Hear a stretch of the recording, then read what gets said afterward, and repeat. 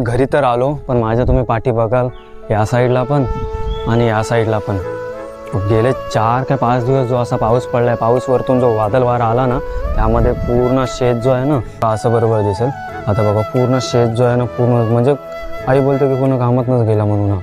आणि तसंच या साईडनं पण बघा पूर्ण शेत झोपून, म्हणजे हा पूर्ण वादळ वाऱ्यामुळे पूर्ण शेतीची म्हणजे खराबी झाली.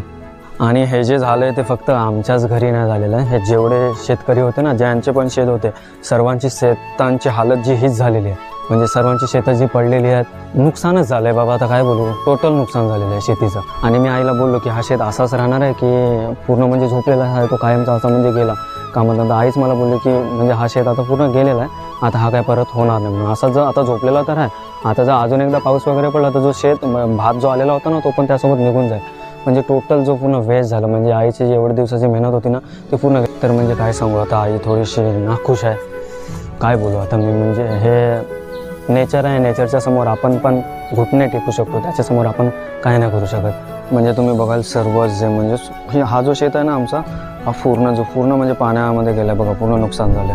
आणि हा शेत तर बघा, हा आमचा नाही आहे भले, पण हा शेत, या शेताची पण बघा काही दैना झालं.